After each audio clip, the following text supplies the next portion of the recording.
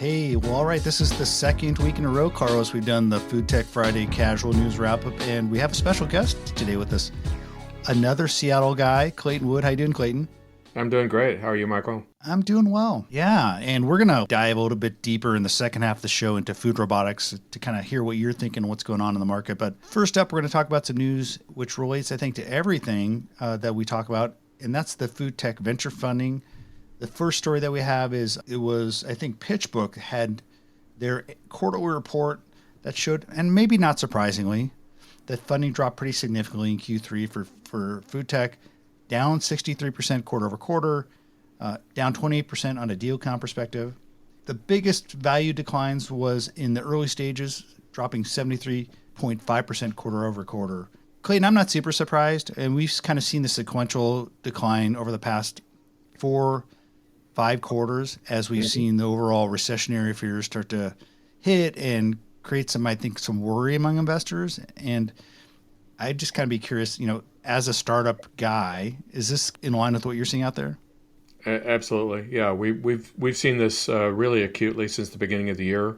It started really with the later stage companies that might have been pre-IPO when the stock market crashed and the IPO market dried up, and then it's been migrating back upstream, and now it's getting to the early stage. So I think it's natural that you're going to see these quarter over quarter drops as that trend sort of permeates the whole sector. It's really a general problem in VC across the board. I think it's especially acute in industries that are maybe perceived as risky because they're newer or less established. And certainly we see it in as we're talking to investors about hardware and food hardware. People are risk averse, so it's a challenging environment. Yeah, I'd also say it's just like the general decline in tech investments, right? Like right now, it seems like Oh you yeah, look at a tech company and the investment's not there because people aren't taking those chances. So I think it's kind of matches the whole general feel. absolutely. It's really is across the board, and food. Unfortunately, food tech is not an exception. Yeah. I think the general risk averse nature is permeating everywhere, and you're seeing, I think, big corporations take less risk. And I'm wondering, and you don't necessarily have to speak to your particular client base, Clayton, but I imagine restaurants are maybe not as willing to do all these kind of like skunkworks projects, if you will. Hey, let's kind of dabble in here, dabble in here. That may be true. I would say that's kind of a contrast in my experience. We're Okay. seeing on the commercial side, we're seeing people continuing to move forward. In fact, we're seeing the bigger players, if anything, actually increase their level of interest. My theory is that they see the economy is not changing anytime soon. The labor shortages and food prices, raw material food inputs, are keep going up and up. So if those problems are not changing, and implementing tech and especially automation is a long-term thing. So we're seeing actually some significant moves forward with players that we're talking to, and I have to believe it's true across the sector. Again, they're trying to operate a business, and to the extent that they need tech to be successful, we're seeing that be pretty bullish. And I think you see that reflected in the industry press.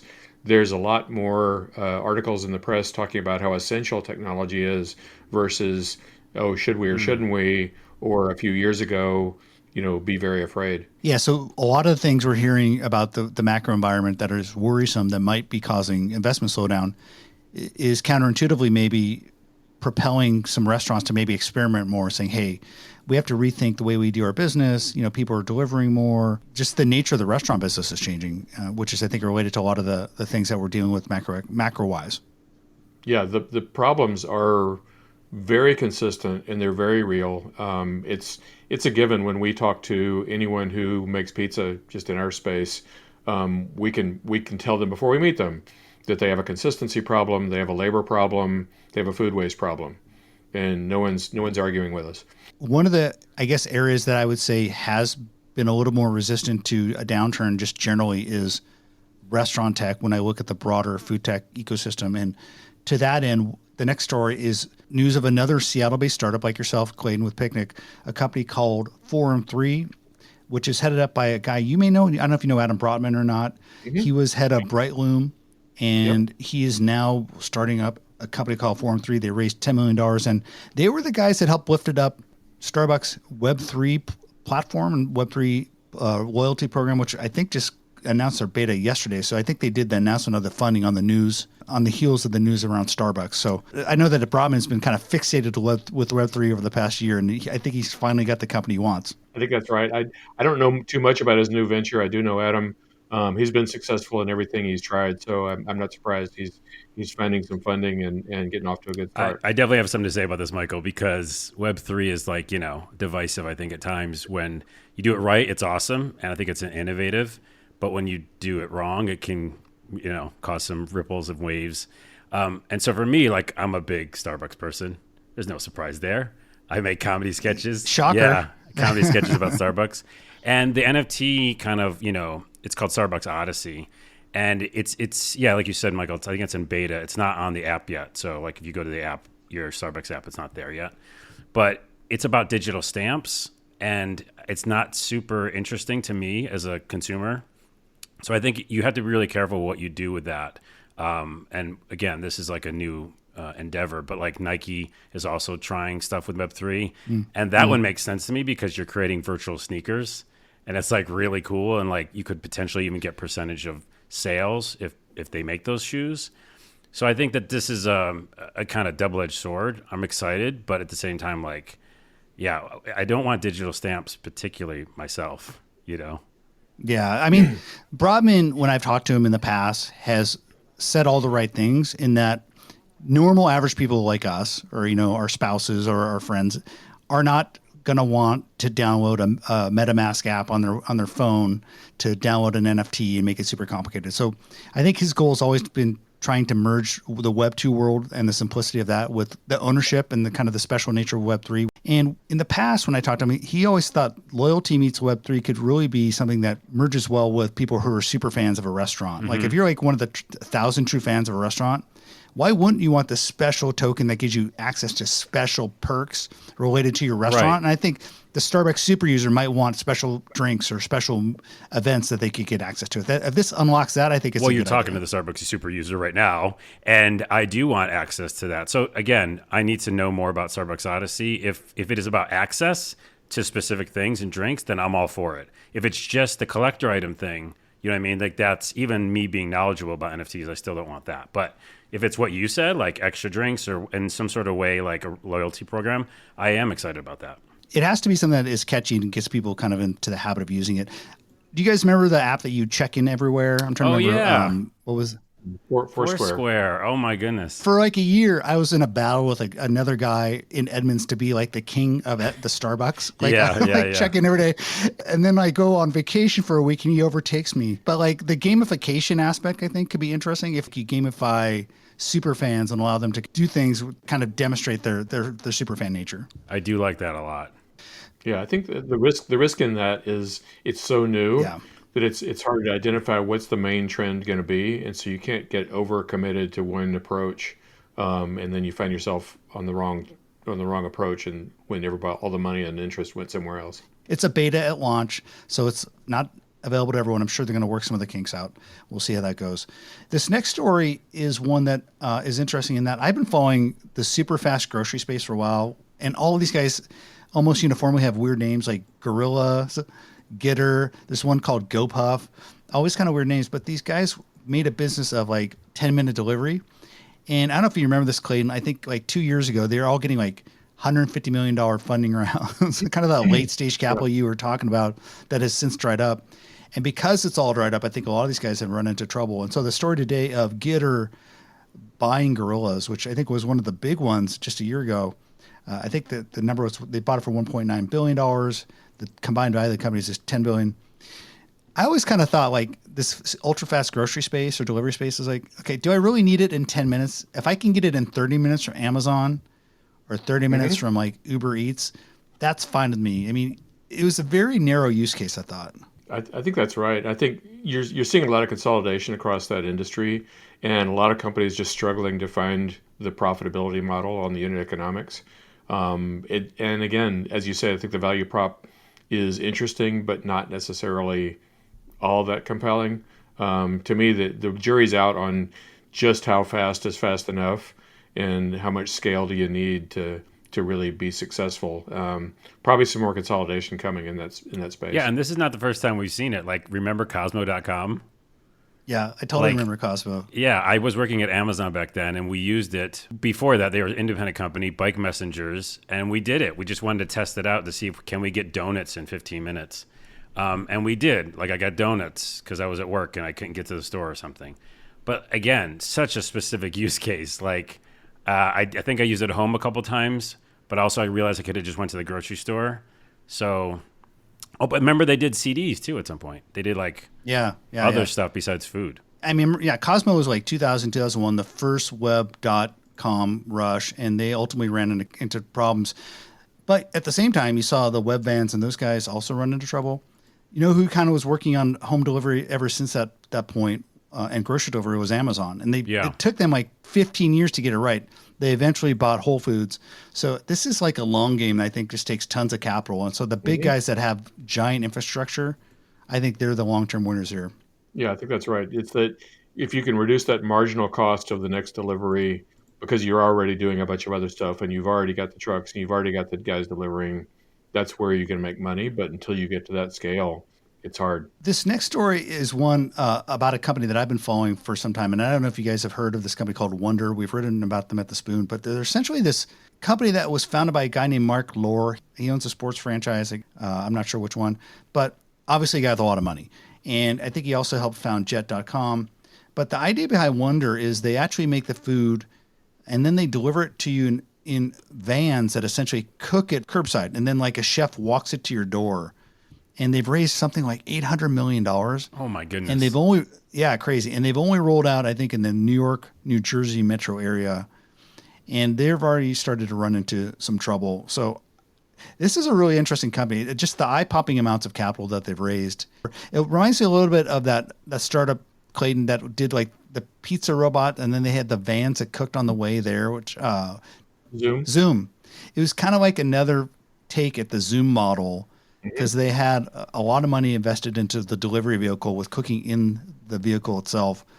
And that didn't turn out so well for Zoom either. So, Zoom's challenge was they got super ambitious and unfocused in what they were going to do. And they had the curse of success. When you raise enough money, you don't know what to do with it.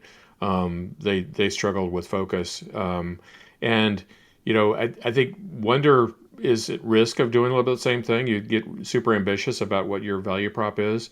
For me, I actually, in the same space, I like Muncho, which is just limited to pizza.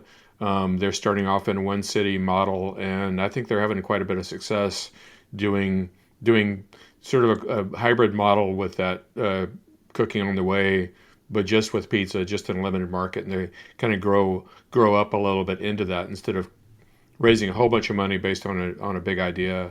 And then it's a big swing, and it's either a grand slam or it's a swing. Well, to that point, Clayton, that's like solving a problem because everybody orders pizza and it's cold. We've had that experience, or it's not. It's just like lukewarm, and you go, I'll deal.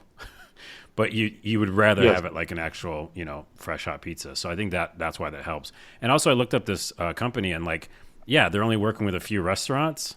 So what is that range? Like, that's limited to your customer base, right? Like, unless you love those restaurants and want those specific restaurants hot, that's such a niche market, I feel like. Exactly. I think the commercial, prepared food market is so unbelievably diverse that, yes, it's huge, but how do you grab a big enough piece of it to effectively serve customers with it? Another company doing a trial in the New Jersey area is one you're working with, Clayton. I think Pizza HQ is located there, right? And they're using picnic robots doing centralized pizza creation.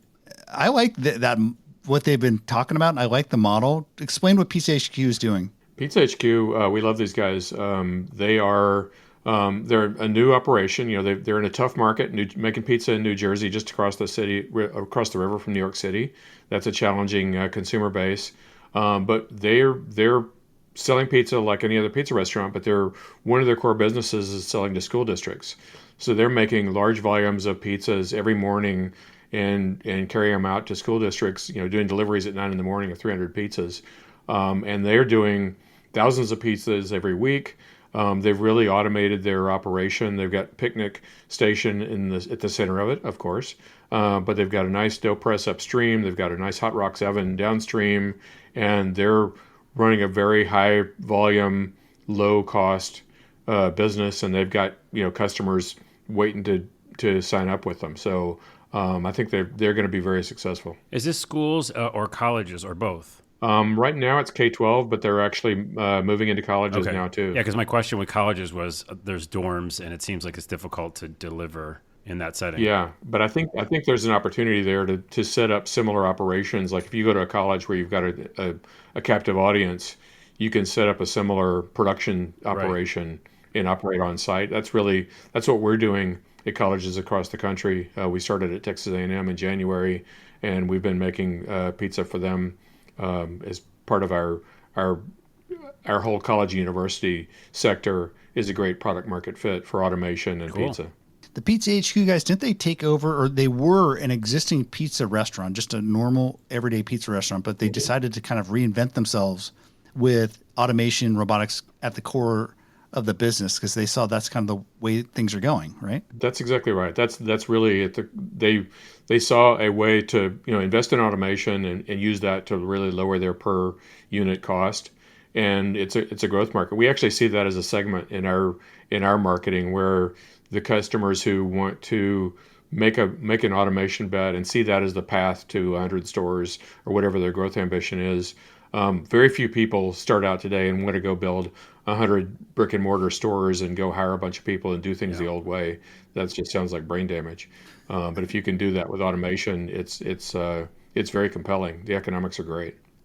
We're slowly making our way towards the full robot conversation, and this last story is the jumping off point. So there's been a number of stories over the past month or two about colleges being trial areas for sidewalk or robotic delivery. Yesterday, Grubhub announced a partnership with Kiwi, one of the early sidewalk delivery companies, and already I think Grubhub is working with Starship and Cardigan as well. So why are colleges becoming this hotbed of experimentation around automatic delivery and also other forms of robotics? It seems like we're seeing a lot of that. Yeah, I think if we start with the delivery robots and just the robotics on campuses in general, you've got a small, compact, high density, high population space with controlled environment, if you will. I remember when some of the first sidewalk robots came out, and they said they were trialing them in some suburb of Seattle. I think I was thinking, where do you find a suburb that's got even sidewalks and low traffic and real limited hazard for the robot? Campuses are that. I think also what we see is that college campuses, the dining people are looking to how do they keep serving meals to the students, and there's lots of options for students to get delivery from off campus, and the people running the food services are essentially selling calories to these resident students, and they want to serve them. They have to serve them off hours. They have to serve them where they are. So it's really part of this whole explosion of how does food get prepared and delivered to consumers. And when you put that on a campus, I think it just makes perfect sense that you're trying to do it with a limited. You get the advantage of a very compact community, but you have the high demand. It's kind of a perfect environment for a delivery robot. Yeah, I was seeing the article. It mentioned that these robots specifically in this article could handle snow and extreme weather or something, which is also helpful. But I'm also worrying just about the logistics of it. Just kind of play devil's advocate to it. So if I'm on campus and I'm in a dorm on the 4th floor or something, these robots are delivering it maybe to a location, like a main central location, right? Like the dining hall or something, and then we all go down to get the pizza. Is that how it works? Mm-hmm. It's not my space. I've had the same question, like you may have a food locker, pickup locker, like a Minnow pickup locker. How does the food get from the robot into the locker? How does the food get from the sidewalk into the hands of the customer? Yeah, it's not a fully Android guy getting up and putting it in that locker. Yeah, so. Not yet. Yeah, it's the last 5 meters problem. I'm not sure how they're solving that. Michael, do you know? I imagine that there's a common pickup spot. Meet us in the front lobby or right outside the dorm. Yeah. I'm sure that's kind of where it is. But, college campuses are those compact areas, much like airports are, and much like I always thought master plan communities would be another good spot. So Yeah, it's a training wheels kind of area where you can we're in the spaces, you can map it out pretty easily, and it's not like the chaotic nature of a downtown core, which would be a lot harder, I think. Yeah. exactly right. Looking at the broader space of restaurant robotics, I think we're starting to see increased activity. We saw Sweetgreens finally starting to make moves with their acquisition. They made some announcements they're going to be doing some stuff pretty soon. What are you seeing right now, Clayton, in terms of your space? Does it seem like the activity's picking up, or what are some areas where you're seeing more activity? Yeah, we definitely see, without naming names, we see the big brands, the big operators making serious commitments toward automation, and realize again is I think they're recognizing that A, it's inevitable, B, it's going to take time, and they can't afford to be flat-footed, and they're solving these problems. It's interesting to me how at least we're solely in pizza, so we see those pizza problems. The consistency problem is huge, and it's really all comes back to the labor shortage, which is chronic, existed before the pandemic, but it's really blown up during the pandemic. Before the pandemic, 2019, the NRA said there was 800,000 open food service jobs in the U.S., and it was predicted to go to 1.5 million by 2025.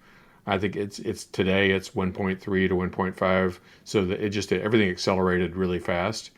And in pizza, if you have inexperienced workers, which is what you have when you have a lot of turnover, they get in a hurry. They're not going to follow the recipe. They're going to waste food either by overtopping or by spilling or by making mistakes. And that's a killer. If you're a branded restaurant, you're trying to make people want the same thing. They go to the branded restaurant because they want a consistent experience, and they get something that they didn't order and not what they wanted. It's a huge problem, and so we're seeing big brands making commitments toward that to really work. How do you maintain productivity without a big labor force? Because the big labor force is not an option to you. And how do you work through a rush hour without having a bunch of people come in for a short shift to get through the rush? On college campuses, how do you get a bunch of pizza made? We've got, as I mentioned earlier, strong product market fit in college campuses. We announced a big deal with Chartwells earlier this summer, and we're working with several self-managed universities as well as some others that will be announced soon. And what we saw in the fall was record freshman enrollment as students wanted to go back to campus after the pandemic. And in some campuses, we're reporting as much as 30 to 40% of their staff didn't show up for work on the first day of school. So you had dining service directors in the dish pit or in the kitchen because they're just so understaffed, and they're trying to feed these students. It's a huge problem, and so if you've got an automation solution that enables you to raise your labor productivity and keep the students happy, that's pretty attractive. I have a question on that staffing issue because I saw a lot of the articles mention layoffs and a lot of tech companies getting investment, but then also laying off people. I'm just wondering what that balance is between like how many humans do you need to work at these companies, yet you're trying to do automation. So it's like it's kind of a catch-22 because you still need the people, and you still need the people for that kind of quality assurance and making it all go. But or even helping with the robots, right? But then you also have less people working, so I'm kind of confused. It's actually, you put your finger on a real significant issue, Carlos. It's really the mirror image of what we talked about earlier with companies getting giant funding maybe ahead of the opportunity, and we've seen companies get so much funding that they're hiring people and don't even know what those people are going to do, but they just know they need to hire a bunch of people. When you go the other way, when funding is tight, you've got to reduce costs to keep your runway because you're not going to be able to go out and raise again without accomplishing something. But if you're running an automation company that's manufacturing a complex integrated system and you're trying to market to a market that doesn't understand your product, there's a critical mass of cross-functional staff that you've got to have or you can't even operate. So it's a big squeeze for the companies that have complex products and are trying to enter the market. I think we're fortunate because we've already gone through the pain of getting into production. We started production on our product earlier this year. Went through the certification process with National Sanitation Foundation and ETL. So we're producing certified product and shipping to customers for revenue.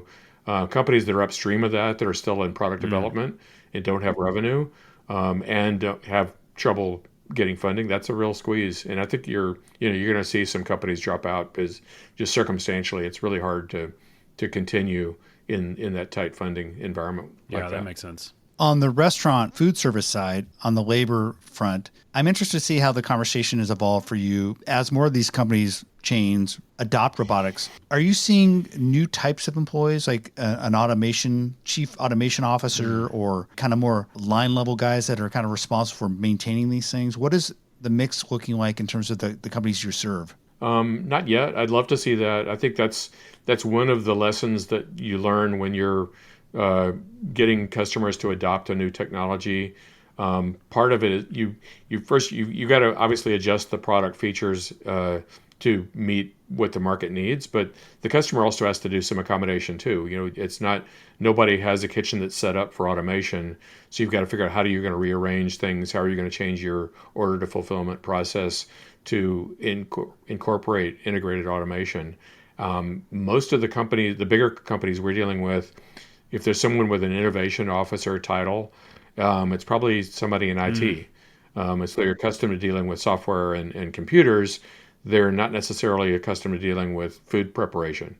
So you're dealing with chefs and operations people trying to understand automation. So it's a point of friction that I think is getting better, especially as people realize they need it and they've got to make that accommodation. And we've seen that. I'd say we've seen a growing awareness on the customer side that they need to make some adjustments to their thinking to figure out how to incorporate automation because they need it that badly and they can't just wait for the perfect solution to come in that is just a push button, does everything they want. That just doesn't Yeah, and exist. like you said earlier, Clayton, like it's an inevitability. So it's like these positions will be created, right? It's just like Yes. Michael and I always like talk about like what's the future, but we're in the middle of it. So those positions don't exist yet. I think there's actually going to be some real career opportunities for people who have an automation background to go into these larger food companies and restaurant brands and managed food services to help guide that and strategize about how to do that automation adoption because it's a totally new activity and there's nobody has that job today. Right. And so it's a real opportunity for a future That's career. interesting. It's like they can switch up careers kind of in a way because they've been doing this and they're great at automation, but they can, jump into a different field. Yeah, so we're seeing like people at an engineering level who are engineering managers. Maybe they're dealing with the food equipment, and if they're interested and have an aptitude for automation, they have a path to more responsibility because they're the most knowledgeable person in the corporation. Yeah. So let's put our futurist hat on and look at 2023, 2024. What are you thinking about in 2023 that maybe is different than the last couple of years? What trends do you think will emerge with regards to food and robotics? Just starting, close to home. I think what we're seeing, what we're anticipating, is I think 2023 is really going to be a breakthrough year where you see some big adoptions, and that's going to trigger a cascade of people who don't want to be left behind and create some FOMO in the market. And just as we've seen in the industry press, the acceptance and the understanding that tech is essential and automation is part of the future and it's part of the solution. I think you're going to see more implementations of that, and you're going to see where the winners are going to emerge in that space. And I think it's going to encourage more new entrants, which we need. There's just not that many companies in the space because the space is huge and the opportunities are all over the place. But it's hard to break into it now. What'll hold that back is if the market conditions don't improve, it's hard for people to get funding and make the journey. I mean, we've been at this for several years to get to where we are. It's tough to be a new entrant, but I think the needs are just so acute. The industry really, really needs it. It's not unusual in our neighborhood to go out for lunch and find that this restaurants aren't even open for lunch because they can't get enough staff. The the industry is really hurting, and that's really how we see ourselves. We would like to be helping uh, the workers have a better work environment, help the businesses have a better bottom line, and help the consumers have a better food product. But we're one company fighting that battle. I think there'll be that need will be more acute, and there'll be more widespread adoption. That'd be my prediction. We have seen some consolidation, or at least some companies struggling a bit more. Like, for example, on the unattended retail side, we've seen a couple of I think the fresh pizza making vending machine guys struggle. That was maybe Mm-hmm. because that's a harder value proposition. It's harder to kind of do standalone pizza production systems and things like airports. Maybe I think Basil Street had to sell their assets. There's been one or two others.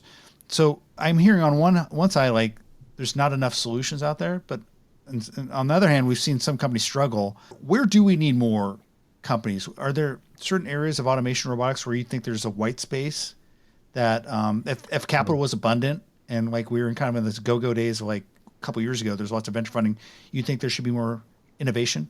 It's consistently interesting to me to see how many innovation companies, automation companies, I should say, go into food automation, but then their business model is to be a restaurant and sell food. It's really a pretty common choice that people make. We saw Pazzi in Paris, very advanced automation, fully making an autonomous pizza. But at the end of the day, it was a restaurant with a floor show, and either you like the pizza or not, you probably aren't interested in watching the show lots of times. So, and the founder of that company, he described it as trying to climb two mountains, and realized that maybe that was a strategic error on their part when they started. I think helping existing operators and helping new entrants who want to be operators is a much more promising path to follow. And I think that's really where the opportunity is. I'm personally kind of skeptical about the fully self-contained, restaurant in a box model. Somebody will be successful, and different people have different models. We've got customers who are doing that, who have some pretty interesting approaches. But I think it feels kind of nichey. That not everyone wants to go and order their food from a machine. So helping the industry by helping the existing players seems like a much more promising path. Well, actually, to that point, I was just thinking about a story I just heard about Starbucks because I am the number one fan. And they're building these machines that help the baristas, right? So they work alongside it, Mm-hmm. and that machine will just make all the cold drinks, something that they don't want to do, Mm-hmm. and it's such a repetitive task. So I agree with you. Yes. Like, you go up to an airport and there's a little box and it's got food in it, and you're like skeptical, and you're like, when did they fill this last? Or instead, you could just go to a place where automation's helping the person make your stuff, maybe. Yeah, we don't think about labor replacement. We think about labor productivity enhancement. So we can't run a restaurant by ourselves, but we can help a small number of people make a lot of Mm-hmm. pizza, and that's really where we see our role. And I think that's really the more promising value proposition is enhancing the labor, not replacing it. There's Mesley, which was making Mediterranean food, and they've rolled out their beta box, I think, in one of the San Francisco area parks. There's Mm-hmm. that fully robotic pizza from Hyper Robotics, basically a pizza robot in a shipping container. They actually have the ovens in there. So there's a couple of these guys doing like containerized restaurants in a box, which are different than like the vending machine centric ones that are like sitting in an airport. That's right. Right. It'll be interesting to see how both Hyper Robotics and Mesley go over the next year, and if they can expand their footprints. We've seen there's a natural bias against what people perceive to be an automated food preparation. They think, oh, that's got to be like, the association is with the frozen pizza. If a machine made it, it must taste like a frozen pizza. And so we disabused that notion at the Smart Kitchen conference in 2019 with you, Michael. Thank you very much. And we expect, we think we've really gotten away from that, and now we're making, Detroit style pizza for Moto in Seattle. If you hasn't tried that, I'm always recommending you try Moto Pizza if you have the patience to be on They're the long coming to waiting list. Edmonds. They're coming to Edmonds. I'm super excited. Yeah, and the waiting list will get shorter because they're going to have picnics. Explain to people what Moto is. We're going to take a little sidebar here. It's this place that you literally have to order a month in advance for your What? pizza, and Yeah, it's crazy. You don't even eat in the restaurant. Explain this No, concept to me. that's I'm right. excited about it because it sounds like amazing It's pizza, but it's kind of yeah. crazy. It's run by this genius named Lee Kindle, and he has 100-year-old sourdough starter. I think the starter's name is Betty. He feeds that sourdough starter heirloom grains. He harvests ingredients from the shores of Puget Sound, um, and it's just the most sublime pizza experience you could ever imagine. He uses ingredients like pork belly and Dungeness crab, and he uses this great crust, and he makes these little 9 by 12 inch Detroit style pizzas that are just unlike anything you've ever had. And so he's got a waiting list. A couple of months ago, his waiting list was 8 weeks. Someone else told me it's now up to months. And so you can go and wait outside his window in the afternoon. He opens in the afternoon. If you're there waiting, he sells about 40 pies a day, I think, to some people are waiting. And then his daily production of a couple hundred pies is all pre-ordered from weeks earlier. So you can't just decide, let's go get one or let's order one. At least that hasn't been the case. He's a big believer in automation. He's going to use Picnic. So we're What? getting ready to deliver his first station. That's Nice. Is right. that news? Uh, Can we write about that? It's going on the podcast. I guess we can. yeah, we've released that. It's been out there. So we are going to be working with him, and it's for us. It's the signature example of the fact that we're not making stadium pizza. We make any pizza. So if we can make Lee Kendall's Moto pizza, then we can make any pizza. And so it's going to help him be productive, help get that pizza to more people. And he's got big growth plans, and automation is going to be the enabler. So the new place going into my little hometown. He's taking over this little restaurant. Can I expect to see a pizza robot there at some point from Picnic? At some point, yes. Yes. He's also opening another location, I believe, in Belltown, in downtown Seattle. But Well, yes, that's exciting. he's going to be leveraging Picnic to grow. Yeah, I was going to say, Michael, we should do some on location filming earlier, and so this is a perfect example. Let's do a video of it. Yeah, I'm willing to abuse press access to get early access to Detroit style pizza anytime. of the Yes, day. that's happening. Yeah, he's definitely will work with you. Well, Clayton, this is exciting news, and I've just enjoyed this conversation. As always, it's fun to catch up with you. If people want to find out more about what Picnic is up to, where can they find that information out? Yeah, you can check us out. Picnicworks.com is our website. Learn about what the value is, how it works, our partner program, anything you want to know. It's all picnicworks.com. Awesome. Carlos, any closing words? No, I'm also wondering when drones are going to happen, like for real. Like, when are we going to get pizza delivered by drones? Is that a thing? We'll leave that for next episode. No comment from Clayton. All right, guys, this has been a lot of fun. Thank you, and thank you everyone for joining. Thank you. Yeah, thanks so much, Michael.